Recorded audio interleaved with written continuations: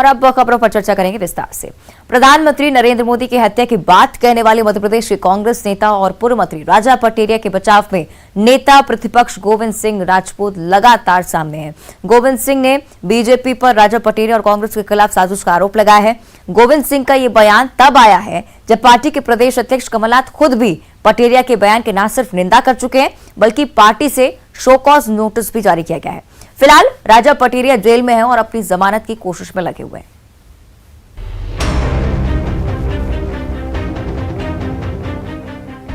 PM Modi की हत्या की बात कहने के बाद जेल की हवा खा रहे कांग्रेस नेता राजा पटेरिया पर मध्य प्रदेश कांग्रेस का रुख साफ नजर नहीं आ रहा है। एक तरफ कांग्रेस के प्रदेश अध्यक्ष कमलनाथ पूर्व मंत्री राजा पटेरिया के बयान की निंदा कर रहे हैं, वहीं दूसरी तरफ नेता प्रतिपक्ष गोविंद सिंह उनके बचाव में खड़े नजर आ रहे हैं। पार्टी ने भी पटेरिया पर कड़ा एक्शन लेते हुए 12 दिसंबर को कारण बताओ नोटिस जारी किया था, जिसके जवाब में राजा पटेरिया ने माफीनामा भी पेश किया। चर्चा ये भी थी कि पटेरिया के खिलाफ पार्टी बड़ा एक्शन ले सकती है, लेकिन अब नेता प्रतिपक्ष ने इस पूरे मामले को लेकर बीजेपी की साजिश करार दिया है। गोविंद सिंह का तर्क है कि कोई पार्टी छोड़कर जाता है तो हम भी कहते हैं कि हमारे लिए वो मर गया। इसी तरह पटेरिया ने भी पीएम की हत्या की बात कह दी, लेकिन उनके बयान के एक हिस्से को लेकर बीजेपी ने साजिश की है। मीडिया और भाजपा का फैलाया हुआ भ्रम है। कमलनाथ जी ने स्पष्ट कहा था कि ये ऐसा अगर बयान है तो गलत है, मैंने भी ऐसे ही कहा था पहले, लेकिन जब सच्चाई सामने आई उन्होंने कहा वीडियो देखेंगे, वीडियो देखने पर पता चल जाएगा ये एक साजिश है। राजा पटेरिया के खिलाफ कांग्रेस के खिलाफ षड्यंत्र चलाया गया है। जो वीडियो है उसमें आधा बयान है और पीछे जिसने कहा इन द सेंस ऑफ चुनाव हराओ, तो इसमें कहीं उनकी ऐसी बदनीयत नहीं है। राजा पटेरिया गांधी के उपासक हैं, गांधीवादी उनका चरित्र है और हमेशा गांधी के सिद्धांतों पर चलने के लिए तैयार रहते हैं। नेता प्रतिपक्ष के इस बयान के बाद बीजेपी और हमलावर हो गई है। बीजेपी ने गोविंद सिंह के बयान को कांग्रेस की गुटबाजी बताया है। बीजेपी का कहना है कि जो शख्स प्रधानमंत्री की हत्या की बात करने के आरोप में जेल जाते वक्त विक्ट्री साइन दिखाए वो गांधीवादी और निर्दोष कैसे हो सकता है। मुझे लगता है कि डॉक्टर गोविंद सिंह जी जैसे सीनियर राजनेता को थोड़ी सी लाज आना चाहिए जब यदि वो राजा पटेरिया को गांधीवादी नेता कहें। वो व्यक्ति जो खुले तौर पर स्वीकार कर रहा है कि उसने प्रधानमंत्री की हत्या की बात करी और उसके बाद राजा पटेरिया की निर्लजता देखिए कि जब वो कोर्ट में जाते हैं तो मुस्कुराकर विक्ट्री का साइन बनाते हैं। किसके लिए साइन बनाया था? डॉक्टर गोविंद सिंह के लिए बनाया था कि राहुल गांधी के लिए बनाया था जिनकी यात्रावादी वातावरण बना? तो ऐसा व्यक्ति जो प्रधानमंत्री जी की हत्या की बात करे, पुलिस गिरफ्तार करे, न्यायालय पेश करे तो विक्ट्री का साइन बनाकर मुस्कुराए, वो व्यक्ति निर्दोष हो सकता है। प्रधानमंत्री नरेंद्र मोदी के खिलाफ विवादित बयान देने वाले कांग्रेस नेता राजा पटेरिया को उनके घर से पुलिस ने गिरफ्तार कर कोर्ट में पेश किया। कोर्ट ने उनकी जमानत की अर्जी भी खारिज कर दी और न्यायिक हिरासत में जेल भेज दिया। जेल जाने से पहले पटेरिया ने विक्ट्री का साइन दिखाया, जिसे लेकर एक नया विवाद खड़ा हो गया है। फिलहाल पटेरिया अपनी जमानत की कोशिशों में लगे हुए हैं। न्यूज़ 18 के लिए भोपाल से शरद श्रीवास्तव की रिपोर्ट।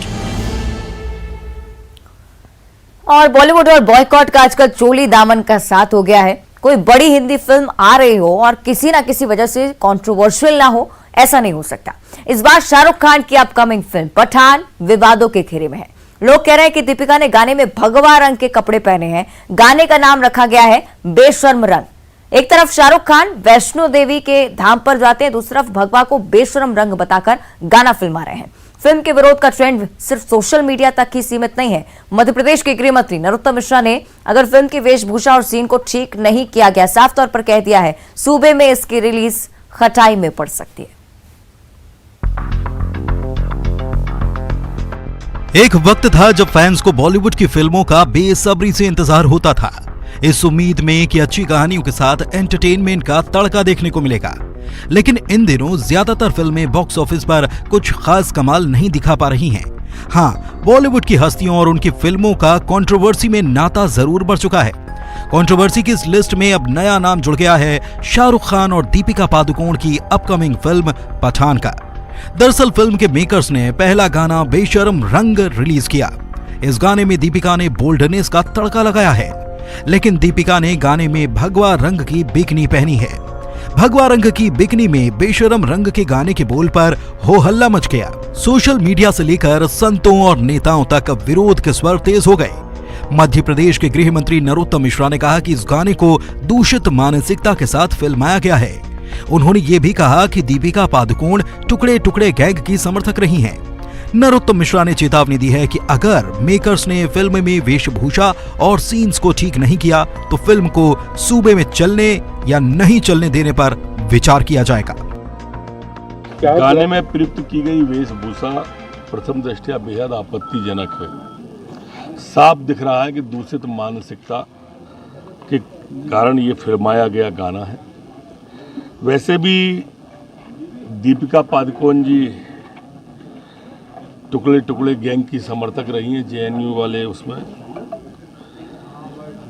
और इसलिए मैं ये निवेदन करूंगा कि इसके दृश्यों को ठीक करें, वेशभूषा को ठीक करें, अन्यथा मध्य प्रदेश में इस फिल्म को अनुमति दी जाए या न दी जाए, ये विचारणीय प्रश्न होगा।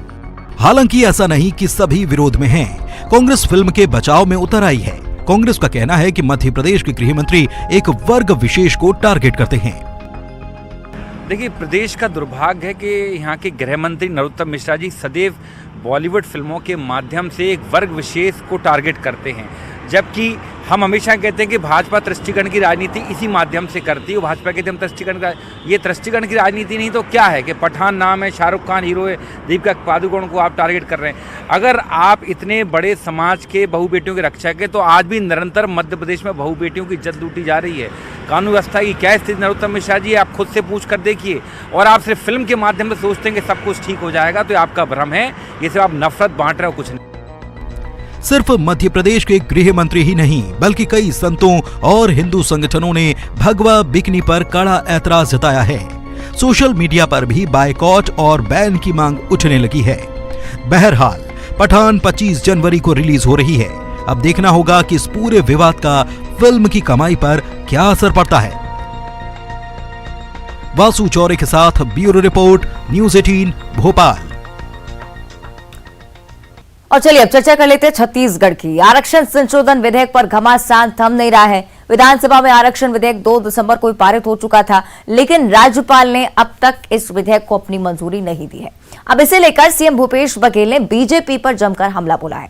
उन्होंने प्रदेश के बीजेपी नेताओं पर आरक्षण विरोधी होने का आरोप लगाया। उन्होंने कहा कि बीजेपी के दबाव में राज्यपाल इस विधेयक पर साइन नहीं कर रही है।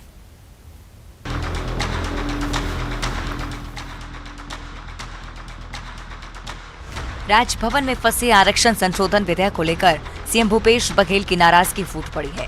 सीएम ने इसके लिए सीधे सीधे बीजेपी को जिम्मेदार बताया है। सीएम बघेल ने बीजेपी नेताओं पर आरक्षण विरोधी होने का भी बड़ा आरोप लगा दिया है। उन्होंने कहा कि पार्टी लाइन की वजह से बीजेपी नेता आरक्षण का समर्थन करने को मजबूर हैं, लेकिन व्यक्तिगत तौर पर राज्य के बीजेपी नेता आदिवासी और पिछड़ों के आरक्षण के विरोधी हैं। राजभवन में फंसे आरक्षण बिल के सवाल पर सीएम ने बीजेपी पर जमकर हमला बोला। क्योंकि वो आरक्षण के विरोधी हैं।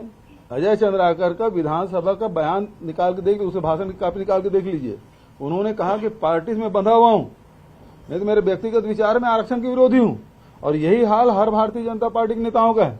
वो आरक्षण के विरोधी हैं, चाहे 32% आदिवासी की बात देने की बात हो, चाहे 27% पिछड़े वर्ग के हो, चाहे 13% अनुसूचित जाति के हो, चाहे 4% ईडब्ल्यूएस की बात हो। ये देने के लिए वो बिल्कुल तैयार नहीं है। सीएम भूपेश बघेल ने बीजेपी पर आरक्षण संशोधन विधेयक को लेकर राज्यपाल पर दबाव बनाने का भी आरोप लगाया है। सीएम ने कहा कि राज्यपाल भोली भाली आदिवासी महिला है। उन्होंने पहले कहा था कि वो फौरन विधेयक पर साइन कर देंगी, लेकिन बीजेपी के दबाव की वजह से वो ऐसा नहीं कर पा रही हैं। राज्यपाल ये कहे कि मैं तुरंत हस्ताक्षर करूंगी, अब वो किंतु परंतु लगा रही है। इसका मतलब ये है कि वो तो चाहती थी, भोली महिला है, आदिवासी महिला है और निश्चल भी है, लेकिन जो भारतीय जनता पार्टी के लोग हैं जो दबाव बना कर रखे हैं, उस कारण से उनको फिर किंतु परंतु करना पड़ा। मैं तो केवल आदिवासी के लिए बोली थी। आरक्षण का बिल जो है कि एक वर्ग के लिए नहीं होता। दरअसल राज्यपाल अनुसुईया उइके कह चुकी हैं कि वो आरक्षण संशोधन विधेयक के सभी पहलुओं पर विचार करने के बाद ही साइन करेंगी, जिसमें वक्त लग सकता है।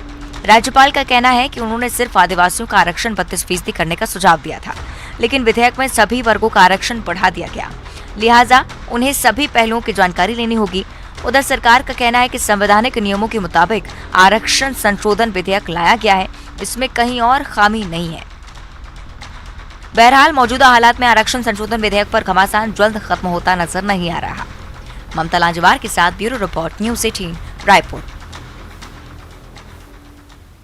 और अब सीधे चर्चा करेंगे महाकाल की नगरी की।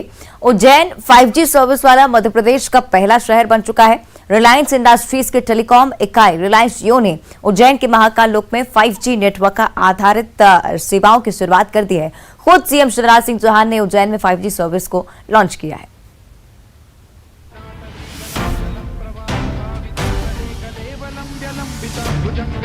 महाकाल लोक के बाद उज्जैन को एक और बड़ी सौगात मिली है।